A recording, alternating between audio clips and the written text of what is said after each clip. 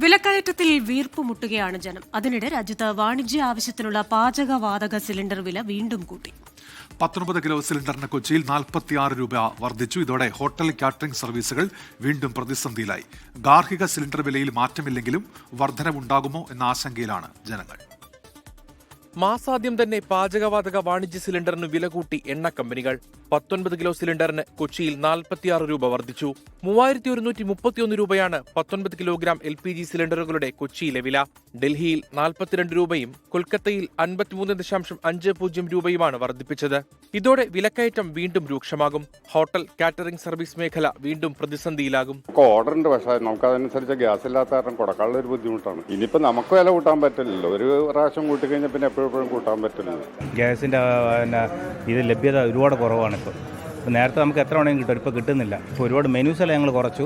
വിലവർദ്ധനവിൽ കേന്ദ്ര സർക്കാരിനെതിരെ വിമർശനവുമായി കോൺഗ്രസ് രംഗത്തെത്തി. 5 മാസം കൊണ്ട് സിലിണ്ടറിന് ഇതുവരെ 1572 രൂപ വർദ്ധിച്ചു. വില വർദ്ധിപ്പിക്കുന്ന പ്രധാനമന്ത്രിയുടെ നടപടി തുടരുമെന്നും കോൺഗ്രസ് വിമർശിച്ചു.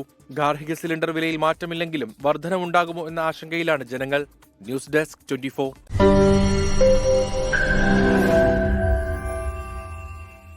ലോകത്തെവിടെയായാലും ഏത് സമയത്തും 24 വാർത്തകളും ഓഗ്മെന്റഡ് റിയാലിറ്റി പാക്കേജുകളും എക്സ്പ്ലെയിനറുകളും വിശദമായി കാണാൻ ഞങ്ങളുടെ യൂട്യൂബ് ചാനൽ നിങ്ങൾക്ക് സബ്സ്ക്രൈബ് ചെയ്യാം.